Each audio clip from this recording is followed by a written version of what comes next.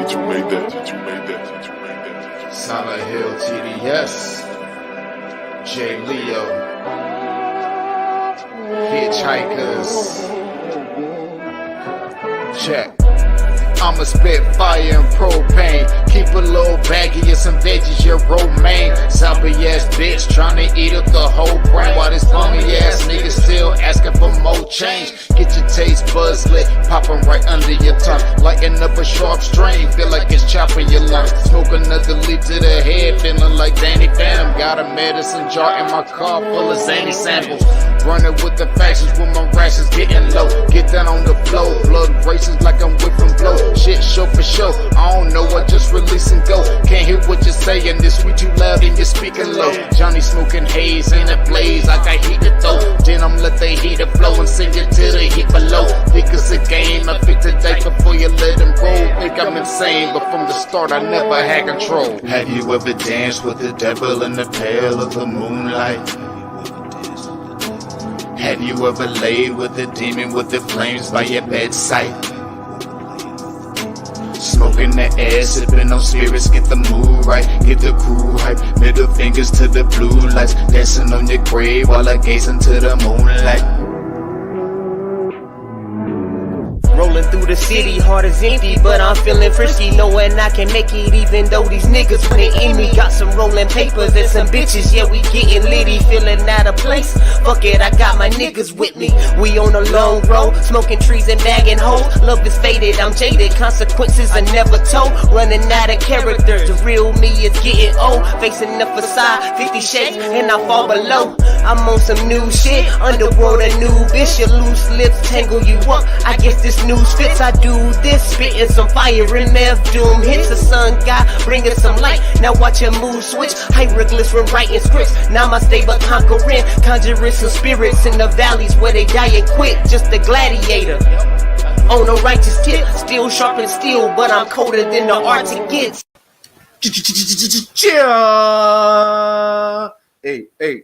Hey. What up, y'all? Happy Thursday. Well, technically Friday, but still. It's your boy Wildcard Mar, a.k.a. Modelo Mar. Cheers, y'all. I'm telling you, that Modelo gets better and better. Every day it gets better and better. But of course, it's always a pleasure to be alive, be sitting here, doing this show, bringing it live to you guys. Always a blessing to see another day, blessing to see another day in sports and to talk about sports. So let's get all that house cleaning out the way. Everybody go on over to the website www.ioftenwonder19.com. That is the website. Of course, to find out any information you need to find out anything I.O.W. network related, including this show that you're watching, I.O.W. Sports, Late Night Owl edition. Of course, the day stream every Monday and Thursday, 3 p.m. Eastern Standard Time. Of course, the original podcast, I Often Wonder podcast, Daddy Cooks, coming from my boy Philip Riddick and R-Bob. As well as Jeffrey Moore presents, LJ Presents. So a lot of stuff coming down the pipe, more shows, more content, more ways to reach us, going over to all our social media on Facebook, Instagram, Twitter, Twitch. I mean, you name it, we there. So now that that's all out the way, let's talk some sports, y'all. Let's talk some sports. Today, well, Thursday, 3 p.m. Eastern Standard Time, was the NBA trade deadline. There's some movement in the league, y'all. Some movement in the league. Let's see how everything shakes down. We're going to get blessed with the Inside the NBA crew from TNT. Going to help break it down for us. Take it away, y'all. An action-packed day in the association trade deadline was busy. Terrence Ross saw all of his teammates traded in Orlando. He is the captain now. Spencer Dinwiddie, rumors he could be leaving Brooklyn. Wolf of Wall Street, I'm here, I'm not going anywhere. And Pat Riley does it again. Victor Oladipo, another infinity stone for the gauntlet down there in South Beach. Welcome inside Studio J in Atlanta. It is Thursday, but you got the Tuesday crew because Ernie, Chuck, and Kenny have college basketball. Dr. Shaquille O'Neal, Candace Parker, Chris Webber in for Dwayne Wade, and I am Adam Lefkoe. Let's waste no more time. CarMax, call your shots. These were the big moves in the NBA today. Candace, Webb, Shaq, I need you to look and tell me which ones interest you the most. But first, the Bulls get Nikola Vucevic from Orlando and Daniel Tice from the Boston Celtics. Denver goes big. Aaron Gordon also from Orlando and JaVale McGee from Cleveland. Miami somehow gets Victor Oladipo and Bjelica. Clippers, they find their point guard in Rajon Rondo. Lou Williams heading back to the Hawks. The Portland Trailblazers get Norman Powell for Gary Trent Jr. and Rodney Hood. Celtics send 2 second-rounders for Evan Fournier, and the Sixers get some depth at their guard spot with George Hill. 2 of those trades are official. Most of them we expect to get filled soon. Who wants to go first, Candace? I'm looking right at you. Oh, I'll catch it. I Okay. like the Oladipo and Valencia. When you look at these two players, and the big fella from Sacramento, he can shoot, he can space the floor. He's actually going to help them more than the big player that they lost. And I think that everyone knows he would space the floor and get rebounds. But I'm telling you, this guy has range. He doesn't have Curry range, but he shoots it out where Curry shoots the ball a lot of times. And as you see here, he can finish. And also, as you see him spacing it. But Victor Oladipo, his heart, his defense, you put him with Butler, 2 guys that can get everyone involved, unselfish players, the right temperament, the right heart for this system. I really like this more than any other trade so far. We're also waiting, of course, on 2 big buyouts. LaMarcus Aldridge has been bought out. Apparently Miami, a favorite to possibly land him. That Heat team is being remodeled in front of our very eyes. Candace, of all the trades, which one caught your attention? Well, I think Denver was very interesting. With Aaron Gordon, obviously 25 years young. You got JaVale McGee with championship experience, and that team was looking to replace Jeremy Grant and Mason Plumlee on the defensive end. You have a center that's able to obviously stretch the defense. They run a lot of their offense through their center position, but now you have a rim protector, and you have a guy in Aaron Gordon that's shooting highest in his career from three-point line, which is what Denver wants to do. They want to spread you out and knock down the threes. And then on the defensive end, they're able to guard now. So I think they're getting prepared to guard players and people like the Utah Jazz with the Lakers size when they get back healthy, as well as the Clippers. So I like those moves for them. Denver right now sitting in 5th. They've won 8 out of 10, and they're just 2 games back of those Lakers in 4th. Doctor. I see a lot of things. Leadership-wise, Clippers did a good job by getting Rondo. Of course, championship experience, great leadership experience, great at moving the ball, getting people involved. At times, the guys don't need to have the ball all the time, Paul and Kawhi. Philly, George Hill, great locker room guy. I'm not understanding the Orlando trade. How can you have future players and then trade for the future? If I was a general manager, I definitely would want to build around Vucevic and Aaron Gordon. But, Denver, I agree with the beautiful bully. But that's her new name, Candace Parker, #beautiful-bully. Activists reaching out to me. Denver's did a great job. I thought I was going to see a couple more moves. I really didn't see what I thought I was going to see. Victor Oladipo. This is the first time he'll be playing in a solidified system. Gotcha. Miami, they have a system. Weigh this much, practice like this, work out like this, run plays like this. If he can get entrenched in that system and get his game back to where it was, I think that's a good pick for Miami. Shaq, I would like to add, too, I know this is under the radar, but Norman Powell is having a season this year for the Toronto Raptors. And him going to Portland, I think, gives them another option that's not C.J. McCollum, not Dame Lillard, and not Carmelo Anthony creating for you.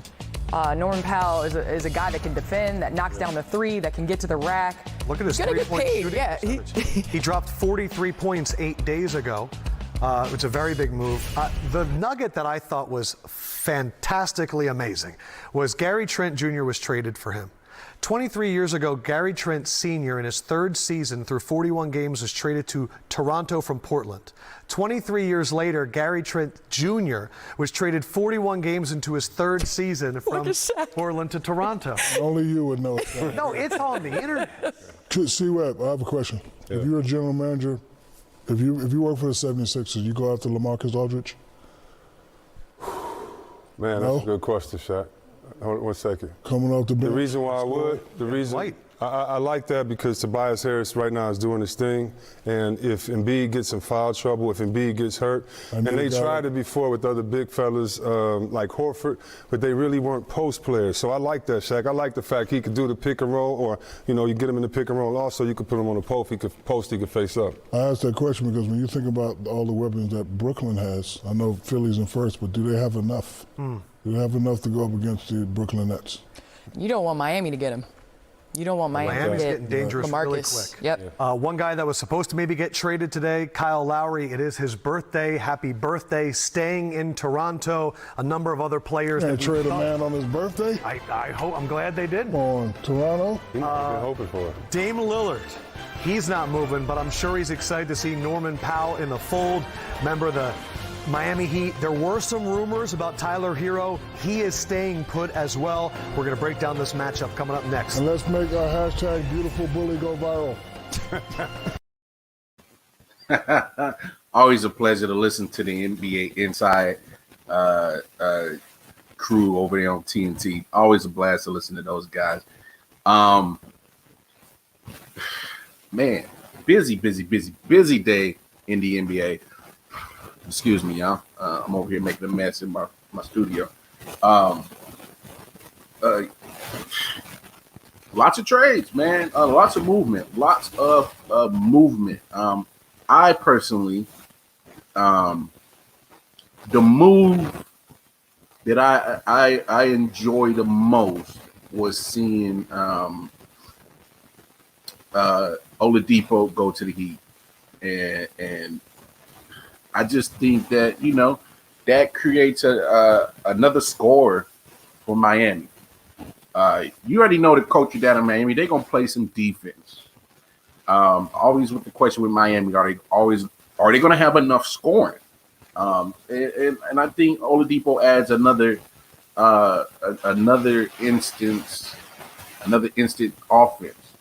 Another under the radar move was the Hawks getting Lou Williams. So that creates another scoring option as well for the Hawks. A couple moves that baffled me is I understand the Clippers going to get Rajon Rondo. He has leadership, great point guard, no doubt, great point guard.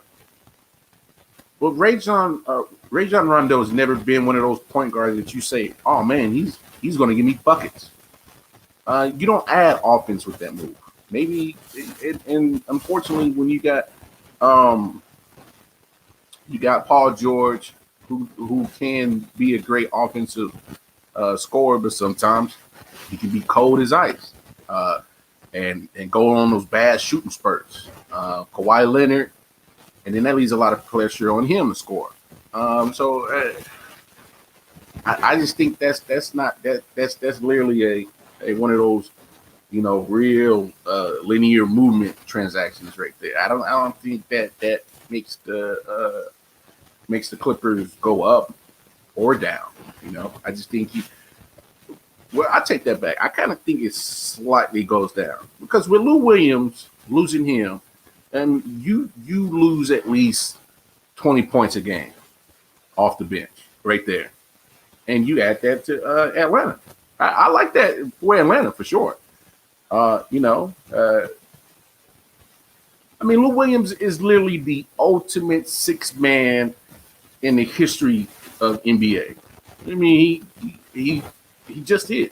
He's going to give you buckets. He's going to, maintain your offense while your starters are resting.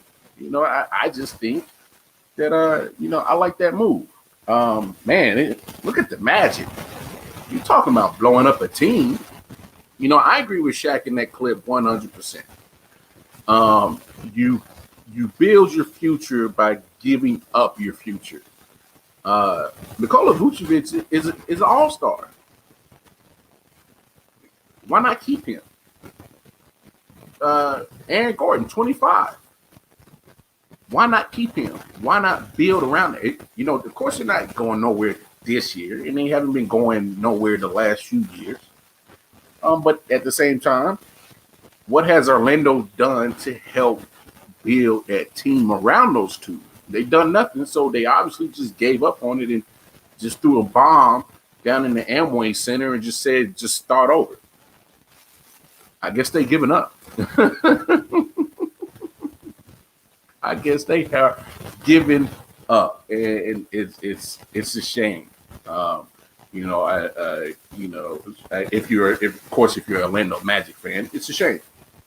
Now, one thing that kind of disappoint me as being a Lakers fan, of course, is I'm looking at this Laker game right now, and they're getting their ass blew out the water, and that's with Dwight Howard getting ejected. Speaking of Dwight Howard getting ejected, we'll touch on that in a second, because I'm a little annoyed with, I'm a little bit annoyed with, they just showed Kyle Kuzma's stats. His numbers have gone up. It better go up. You're missing your two top scorers. I don't give a damn about that stat. But anyway, back to what I was saying. I'm annoyed with the Lakers because all these people that got moved today, and then of course LaMarcus Aldridge and Andre Drummond didn't get moved. LaMarcus Aldridge already got bought out from the Spurs. It's expected Andre Drummond will get bought out from the Cavaliers as well. But all these moves, and Lakers picked up not a one person. Not a one. And for some reason, they were reported that the move that they wanted to make was getting Kyle Lowry, but they would have to give up Kentavious Caldwell-Pope, Dennis Schroeder, and THT. No, of course that's a bad move. You know what I'm saying? That would have been idiotic to do that for aging Kyle Lowry. But I'm looking at this game right now, and I'm sitting here just looking at a team getting literally just the shit kicked out of them by a team without their MVP Joel Embiid, and Dwight Howard got booted in before halftime. So I'm looking at and Kyle Kuzma, man, he trash, man. He trash. I'm sorry, he trash. I don't know what the hell's going on with his loudmouth ass. Wanted the chance, the opportunity to shine. I called you out a couple of nights ago, Kyle Kuzma, and you ain't doing nothing to help your case. But whatever. Another thing that's been annoying me, and I'm sure it annoys other NBA fans, and I'm pretty sure it annoys NBA players, is these quick whistles and ejections that they keep blowing on the players. So here's one technical that Dwight Howard got in the first quarter. Check it out. And some words from Montrezl Harrell after that too. Nice. Dwight Howard off to a nice start here. 3 of 3 from the field, 6 quick points. There goes Wesley Matthews. Nice lead. Oh, denied by Howard. And that's going to be Philly ball. Wow, Alex what a block Caruso shot. aggressive. Well, the former defensive player of the year, Dwight Howard here. Look at this. This is perfect timing right here. Wow. I mean, that is absolutely great timing here. See what happens when you get your championship ring? You feel like you're 25. Spring in your step. That was Yes, what was most indeed. impressive about that second jump. Multiple efforts. Not only does he contest the shot, but he also the block shot. Uh-oh, see, this is getting good. Montrezl Harrell, He Dwight and Howard. Montrez have been jawing a little bit. Philly with that turnover had an 8-second violation. Their 5th turnover, and these two are going to be a thing the rest of the night, it looks like. Coming in, Scott Twardowski trying to settle it down a little bit. So, yeah, Philadelphia had an 8-second violation, didn't get it across in time. And look at Harrell saying, see? Got a technical for that. I don't, they didn't say anything on the cast, but Dwight Howard was playing defense. You saw the block, great block by the way, to deny at the rim. Which again, Lakers don't know why you didn't keep Dwight Howard. That's what he was doing for you guys last year when you won the championship, but you let him walk. Don't understand that. And then Montrezl Harrell got in his face, shoved him. So, I hate this double technical mess. If you're going to give the tech to the aggressor to tell him to chill out. So with that first technical, here's the second technical, and then the end of the Dwight Howard's night. Well, during that timeout, Dwight Howard was ejected from this game. Those two going at it, Harrell and Dwight Howard, and that bump right there, official Kane Fitzgerald comes in and ejects Dwight Howard. And Ben Simmons also picking up a tee. So that just happened during the timeout.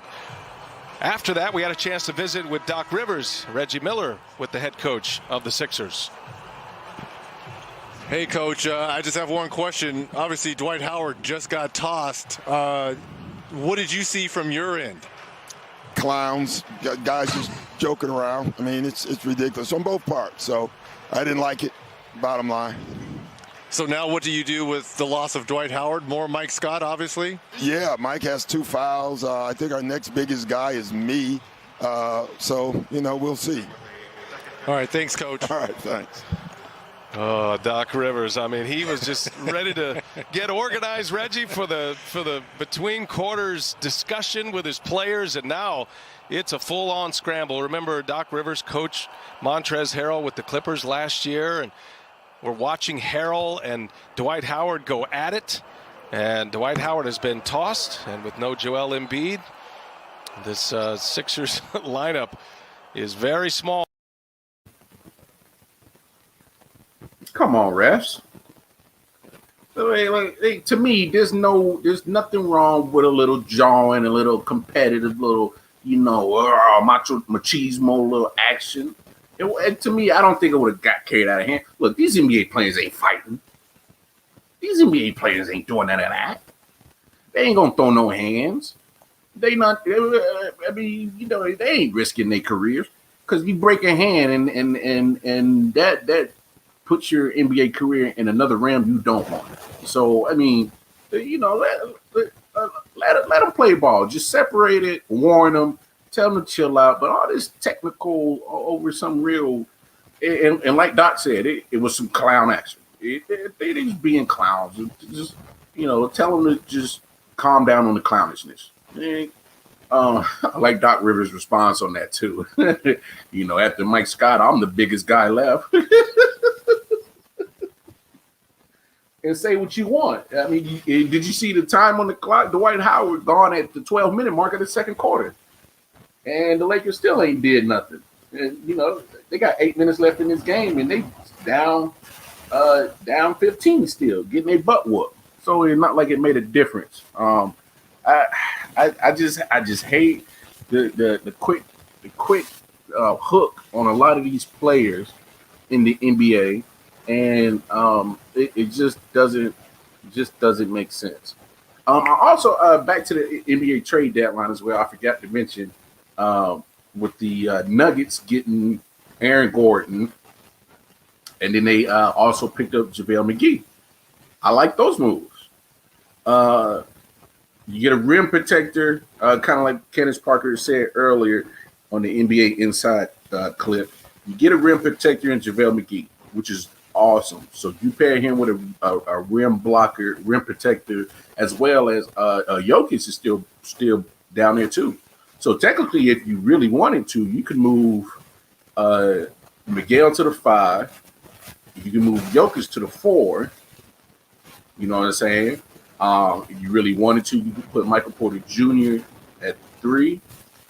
Then you got Jamal Murray at the. He could play either 1 and 2, and Will Barton they can alternate 1 and 2 and they can, at some point figure out what they want to do at that. Who pretty much handles the ball. I'm pretty sure they're going to let Jamal Murray handle the ball on that. I just come on with the crazy fouls and the crazy stuff. It's just a lot of mess going on. What's going on? Happy Boy 143 out there on Twitch, man. Appreciate you tuning in, man.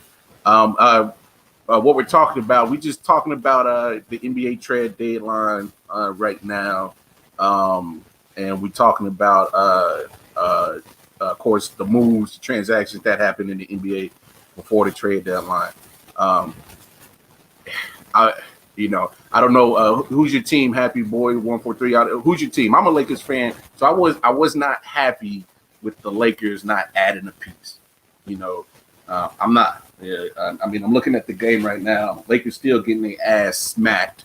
So I'm just not happy with the whole situation with the Lakers. They just chose not to.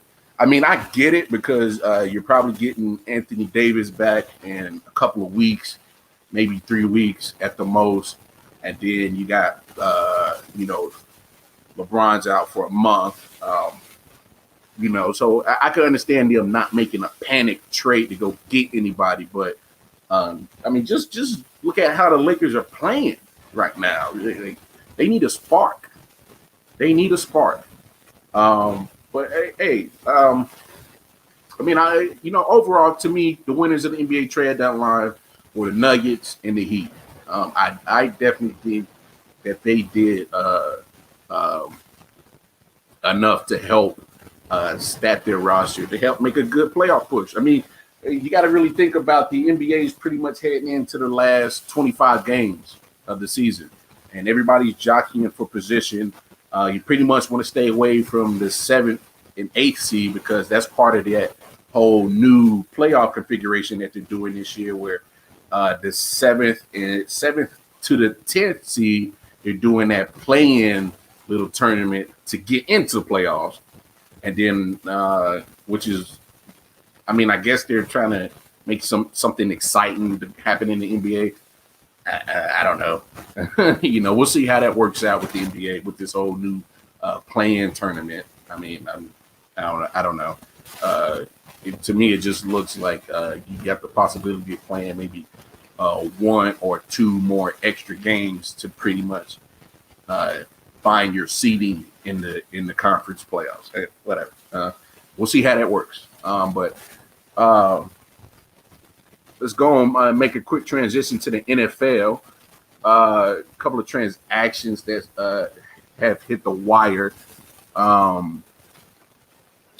The Washington football team signed Adam Humphries. I know not a big name for wide receiver, but Adam Humphries is a good slot receiver to add to the Washington football team. They already got Steven Sims, who has good speed. Terry McLaurin from Ohio State that has excellent speed to take the top off. Of course, they also signed Curtis Samuel. I like what Washington football team is doing on the offense. They already had the defense, and then you get the journeyman in Ryan Fitzmagic, who he's one of those players that quarterbacks that just don't care. He gonna fling the rock. He's gonna throw that thing. You know what I'm saying? So he has some options out there on the wide receiver end. So I like what they're doing. And quietly, I kind of like what Arizona Cardinals are doing. You add J.J. Watt, to your defense. You lose Patrick Peterson, all-pro corner. But today, they found his replacement. And there's no other than that bad man. Just a reminder who they picked up. Here it is. Play clock at 5. Pass is intercepted at the goal line by Malcolm Butler. Unreal. Malcolm Butler, who almost made the phenomenal play that wound up in Percy's arms. There are flags on the field for a celebration. Amazing. Butler, a rookie free agent out of West Alabama. They try to pick play, Al. They tried to go here, but he beats him to the punch. And I'm sorry, but I can't believe the call. Me neither. I cannot believe the call. You've got Marshawn Lynch in the backfield. You've got a guy that's been borderline unstoppable in this part of the field. I can't believe the call. And there is Brady. As demonstrative as ever, and Richard Sherman. There it is. Super Bowl 49 hero Malcolm Butler signs a 1-year deal with the Arizona Cardinals. Pretty much he will be filling in for the shoes of Patrick Peterson, who has made his way to the Minnesota Vikings. Like I said, man, let's look at what's going on with the NFC East. I mean, Eagles being quiet, free agency. It looks like they're pretty much loading up everything that they need for the draft. Cowboys, it's kind of same thing. Kind of been silent on the free agency tip as well. I mean, re-signing that was probably their major move and most necessary move. But I'm not sold that the Cowboys have improved themselves so far. It looks like they're pretty much going to load up for the draft as well, which they need to go get Patrick Surtain. Let me back up a little bit. So with the Cowboys, they brought in Dan Quinn as defensive coordinator. Then they also signed in Deontay KZ from the Falcons, as well as Keanu Neal from the Falcons as well. So I mean, you're talking about pretty much 3 former Falcons are switching jerseys to go to the Cowboys, a D coordinator and 2 safeties. I mean, I guess that improves their defense, but I mean, and I was having this discussion on the Facebook page on Chop Sports. Great Facebook page. They also do a lot of podcasting with the Chop Sports, so go support those guys. Chop Sports on Facebook, and I don't know if that makes that defense any better. I mean, honestly. The Cowboys, lately, they're better off just throwing up a whole block of Swiss cheese and playing defense. I mean, we'll see what happens with that. The Giants, I think, they came on later in the season. I think they'll probably get better as well, adding Kenny Galladay to give a weapon for Daniel Jones. And then Daniel Jones has another year under what's the coach name? Joe. I can't remember his last name, but they came over from the Patriots. So I think he has the Giants heading in the right direction. And then of course with the Washington football team, like I said, I like where they're going with their team, but I mean it's free agency is wild and running. I'm actually getting pumped up for the NFL draft. I don't know, y'all. I'm still a little leery on the Cowboys. When your biggest acquisition in the offseason is getting a defensive coordinator, that kind of says a lot. And like I was saying about the discussion I was having on Chop Sports, coaching is key. Coaching is definitely key for what you need, especially scheme wise. My only issue is that I'm seeing a lot of Cowboys fans excited that Dan Quinn is coming, but let's really dissect Dan Quinn. So Dan Quinn pretty much made his name with the Seattle Seahawks. You know what I'm saying? Running a scheme, the Tampa 2 scheme, and that pretty much got him the job at Atlanta.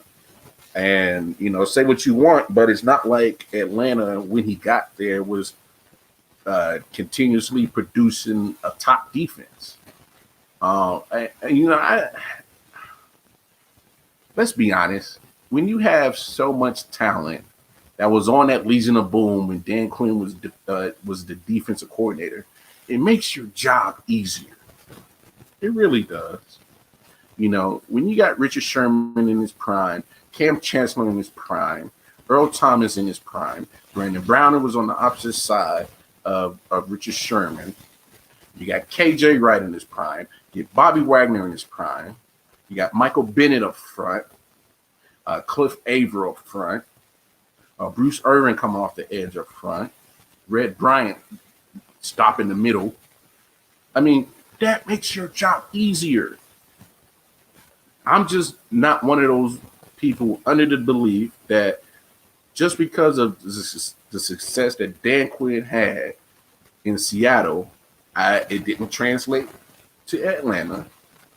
And the product that the defense was on the field in Atlanta was just as bad as what's currently constructed with the Cowboys defense that's been going on lately. I'm a huge skeptic that they improved. I just am. That's just how I feel, y'all.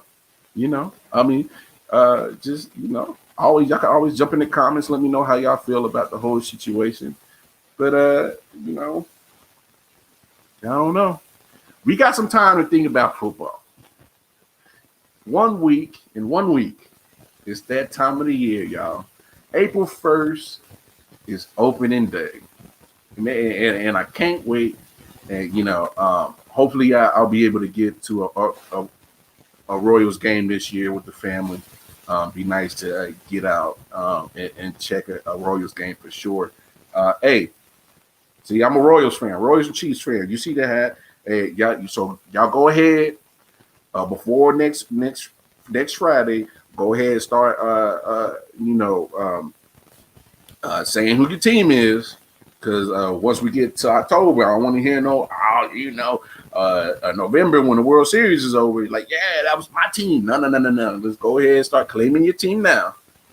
But I got a little clip, and we are going to get you hyped for next week, opening day. Let's check it out. Dave Roberts. And step free.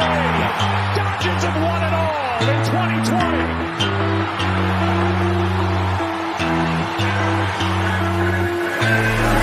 What you know about rolling down in the deep? When your brain goes numb, you can call that mental freeze. When these people talk too much, put that shit in slow motion. Yeah, I feel like an astronaut in the ocean. Ay, what you know about rolling down in the deep? When your brain goes numb, you can call that mental freeze. When these people talk too much, put that shit in slow motion. Yeah, I feel like an astronaut in the ocean. She say that I'm cool. I'm like, yeah, that's true. I believe in G.O.D. Don't believe in T-H-O-T. She keep playing me dumb. I'm a player for fun. Y'all don't really know my mental. Let me give you the picture like stencil. Falling out in a drought. No flow rain wasn't pouring down. See, that pain was all around. See, my mode was kinda lounge. Didn't know which way to turn. Flow was cool, but I still felt burned. Energy up, you can feel my surge. I'ma kill everything like this purge. Let's just get this straight for a second. I'ma work, even if I don't get paid for progression. I'ma get it. Everything that I do is electric. I'ma keep it in motion, keep it moving like kinetic. Put this shit in a frame, better know I don't blame everything that I say. Man, I seen you deflate. Let me elevate. This ain't a prank. Have you walking on a plane? Both hands together, God, let me pray. I been going right around, call that relay. Pass the baton, back in the mall, swimming in the pool, can't drink them all. Want a piece of this, a piece of mine, my piece of sign. Can you please read between the lines? My rhymes inclined to break your spine. fine. They say that I'm so fine. You could never match my grind. Please do not waste my time. What you know about rolling down in the deep? When your brain goes numb, you can call that mental freeze. When these people talk too much, put that shit in slow motion. Yeah, I feel like an astronaut in the ocean. Ay, what you know about rolling down in the deep? When your brain goes numb, you can call that mental freeze. When these people talk too much, put that shit in slow motion. Yeah, I feel like an astronaut in the ocean. That has got to be one of the most. Man, if that video don't get you pumped for next week, I don't know what will. Hey, I love baseball. You know, I say what you want about baseball and how boring it is. You know, I played baseball before I even played football, so I've always been a fan of baseball. I'm excited. I can't wait to open the season. Like I said, I can't, hopefully I'll be able to get out to Kansas City, check out the home team squad, and share that experience with my family. And of course, majority of my family is still in Kansas City, so, you know, it'll be a family reunion type event.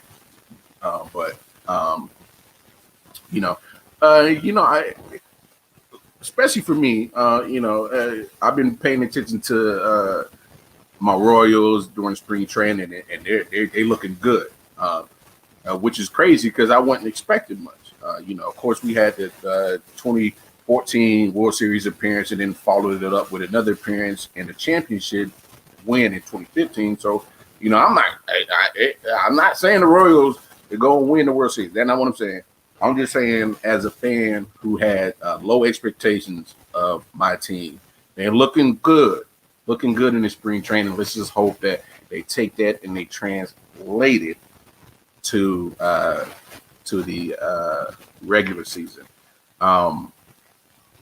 One thing, I'm expecting a very exciting season in the Major League Baseball. I mean, of course, the Dodgers are going to be trying to run it back with their roster. Mookie Betts is phenomenal player, and then the Dodgers got all-stars up and down their whole roster. So they're always going to be favored to repeat. But don't sleep on the San Diego Padres. San Diego Padres had a great season last year. They were able to go to the, I believe is the National League Championship Series, where they eventually lost to the eventual champions of the whole thing, the Dodgers. But I mean, I like. Hey, they had the busiest off season. I mean, you go get U.W, who was just named their opening day starter. You go get Blake Snell, a Cy Young winner from the Tampa Bay Rays. They locked down their future by keeping Fernando Tatis Jr. and signing him to that long-term mega deal. I like what the Padres did. So I'm excited to see those two teams battle out all season long in the NL West, and see what they're able to do. Who's going to jockey for position in that division all year. I'm excited to see that. Of course, the Yankees. The Yankees are always, going to be able to make some kind of run.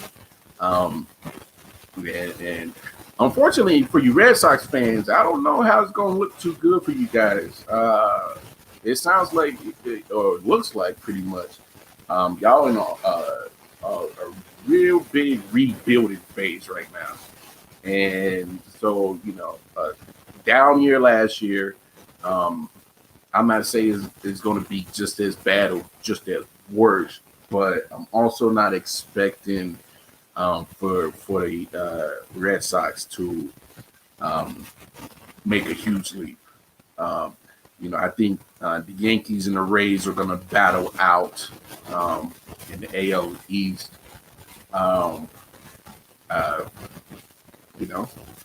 AL West, that's who Oakland's been leading that one lately. Unfortunately, with the AL West, it's that's a Mike Trout. I feel bad for Mike Trout because he's literally getting paid a lot of money to put butts in stands. The Angels they're just not competitive. You know what I'm saying? They're just not. Seattle's in the dumps. They've been in the dumps since Ken Griffey left. I'm exaggerating, but I'm just being silly. But of course, I'm excited to see my Royals. One team that was expected to make a huge leap was the Chicago White Sox. Their roster took a hit today. Star outfielder I.O.W. Jimenez injured his pectoral tendon, so he will be out 5 to 6 months. And here's the play that it happened on. 0-2. Let's see if he goes fastball. It's in the air to left field. I.O.W. drifting back. He is still going. I.O.W. is at the wall, and it is gone. Sean Murphy takes it deep. And I.O.W. crashed into the fence that again, is not good and news. He's hurt. Banging into the wall like that, he comes away hurt, and this is something that we really can't have. I mean, he absolutely is a mainstay on this team, but we've seen this happen far too often. Eloy Jimenez is down. He's holding his... It looked like he was holding his knee, but now he's going to hold his shoulder. So his arm was just sort of dangling there. And let's take a look at exactly what happened. He was bracing himself, and then he went in with that same arm, and then Stevie goes over the top with the glove hand. This is spring training. This doesn't really matter very much. And what matters is anything that disrupts the middle of this lineup, and he would be, and the loss of his bat would disrupt the middle of this lineup. So Eloy Jimenez is down. It's that left arm. He's holding it close to his body, and now Moncada comes out, Tony La Russa comes out, and Josh Fallon's going to walk him off, and that is tough.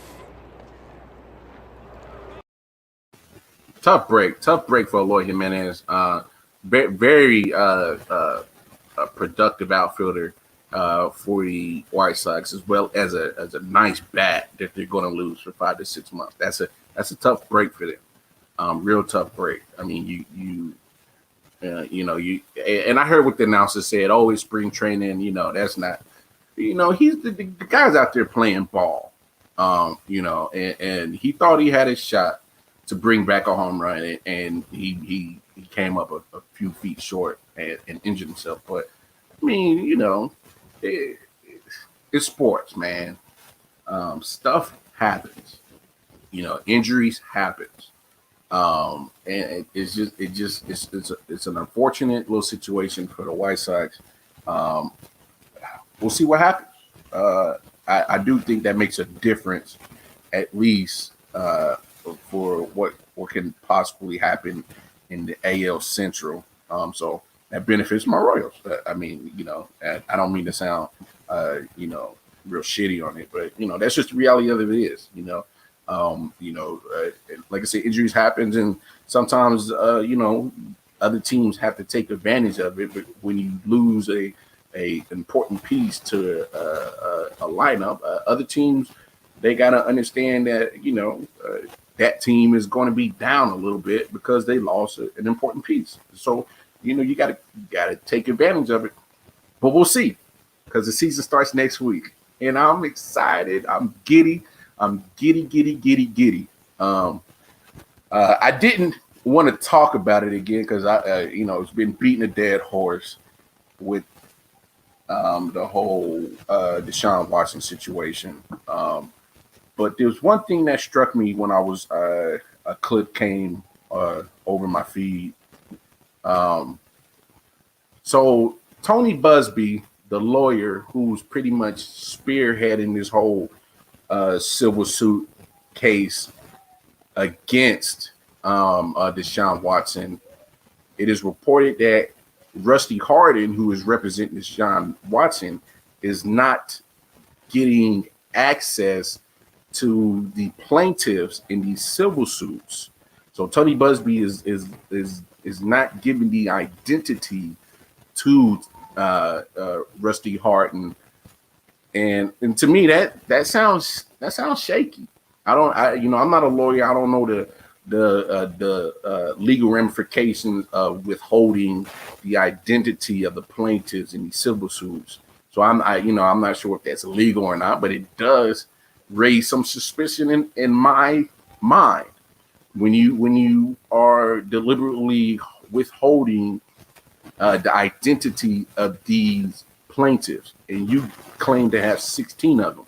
And the reason why I find it fishy is because if Rusty Harden, who is representing Deshaun Watson, wants to do his own investigation of these so-called lewd sexual misconduct, if he wants to do his own investigation, who is he supposed to go talk to? You know what I'm saying? Who can he go question to make his case for his client in Deshaun Watson? That raises a red flag for me. That raises a huge red flag, because that to me raises those red flags, as in saying how valid are these allegations? How valid is these civil suits? I mean, I don't know about y'all. That raises a lot of questions in my mind. That doesn't. And let me phrase it like this: if Tony Busby is saying he has all this proof, then it shouldn't be no issue to share the identity with the opposing lawyer so that he can be prepared for this civil suit. Because eventually, if these civil suits go to court, there has to be some kind of game plan for both lawyers. Tony Busby is going to present his facts, his information. But if he's not, if Rusty Harden, who is representing Deshaun Watson, is not given that same opportunity to build his case, then how valid is this situation? How accurate can this civil suits really be if you are so afraid to withhold the identity of these so-called alleged victims? And I use the word so-called, and I'm not trying to, I don't want nobody to get my words construed that I'm not saying that they're not victims. Because I'm just like anybody else who's left in the dark. I'm not Deshaun Watson, and I'm not none of these other 16 women. I'm not. So I'm just saying it just doesn't look good. It's just another piece. You add the fact that Tony Busby is withholding the identity of his plaintiffs, and you add that to the fact that Deshaun Watson, that Busby is a friend of the Texans owners, which raises flags for me because I think that's a conflict of interest. And then you add that to the fact that there's no criminal charges filed. You know what I'm saying? You add that to there's no criminal investigations currently in the works. You know what I'm saying? That's all that put together adds up a money grab. That's just how I feel. I just it just looks fishy. But I will say this on Deshaun Watson's part, if he's guilty, by all means, handle the situation. It's just weird. And now it's coming out. There's a reporter, John McClain, with the Houston Chronicle, came out with a report that although the Texans have, they were constantly saying they're not trading Deshaun Watson, that eventually that they were going to trade him. It wasn't revealed who the teams were, but why all of a sudden say that you were going to trade him and you were deliberately gun-ho and saying you're not going to trade him, but now all these allegations come out and it's damn near impossible to trade him now. All the timing of this is just it's mind-blowing. It raises a lot of questions. It raises a lot of doubt in my mind of the validity of all these 16 charges. It literally is like a drama episode. It's like watching as the world turns, days of our lives with this whole Texas situation. It's nuts. Lakers game just went final. Lakers did give it a shot. They tried to climb back in that game, eventually losing 101-109 to the Philadelphia 76ers. 76ers still keep rolling without Joel Embiid. And 76ers added George Hill, a nice veteran guard. I like that move as well. George Hill has great veteran presence. He's definitely a great guy that's going to be a good point guard for the 76ers. So I forgot to mention that earlier. So I do like that trade as well. But hey, we'll see what happens with the Deshaun Watson situation. Hopefully it gets all squared away. But unfortunately for him, this whole situation does not paint him in a good picture at all. Not at all. Not in the least. Hey, public perception is one thing, man. Public perception can kill how people look at you. It's just like that. One more shout out, Mr. Heron. I forgot his first name already. The offensive tackle from the New England Patriots. I talked about it yesterday. I just wanted to give him one more shout out for him being an outstanding human being for saving that woman out in Arizona from a sexual assault. So shout out to him again for being an outstanding citizen. That's the time. That time of the hour where we have gone through a whole show. Again, it's been a blessing and to come and talk sports with you guys out here in the internet world. Appreciate the support. Appreciate any and everybody that has tuned in tonight. You know how we do. We're gonna take you guys out. One more song from my guy, Silent Hill. Do me a favor and go give my man some love. Go show some support. It's scrolling right down on the screen right there. Silent Hill. Go check out his YouTube page, Hitchhikers. But until tomorrow at midnight, I will be back, God willing. Modelo Mar is out. Love somebody, hug somebody. Peace.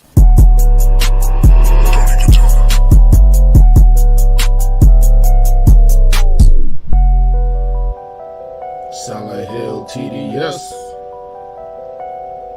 Hitchhikers. Let's go. Yo.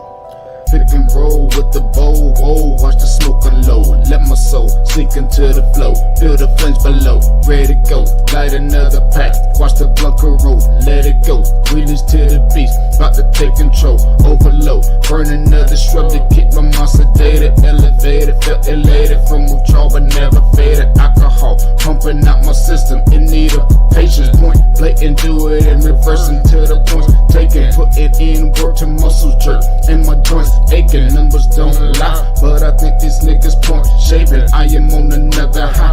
You can only taste the fragrance floating on the stroke. Bodies below, twisted, agitated. Hand me another gram, watch me break down and light this bitch. Explosive tendencies, watch me spark and ignite this shit. Put the game in a chokehold with a tightened grip. Niggas inciting shit, hoes peeping, they bite their lips. Cold hearted bastard, give a hot bitch an icy kiss. Take a buzz to another level and heighten it. My karma is Dalai Lama, the smoke for enlightenment. Nigga drag me to hell with all the hounds and Leviathans. Reach for a pack of guards, cause I'm about to smoke a quick. Pussy poppin' and percolate, I just want the smoke circulate. Losers will spectate and the haters will speculate, but I'm too busy taking all this vapor straight to the face. Damn. Shit. Man, shit pretty good. Hey, man, you got a light. Fuck that, how much check. Pick and roll with the bowl, watch the smoking low. Let my soul sink into the flow. Feel the flames below, ready to go. Light another pack, watch the blood go roll. Let it go, reach to the beat, about to take control. Pick and roll with the bowl, watch the smoking low. Let my soul sink into the flow. Feel the flames below, ready to go. Light another pack, watch the blood go roll. Let it go, reach to the beat, about to take control.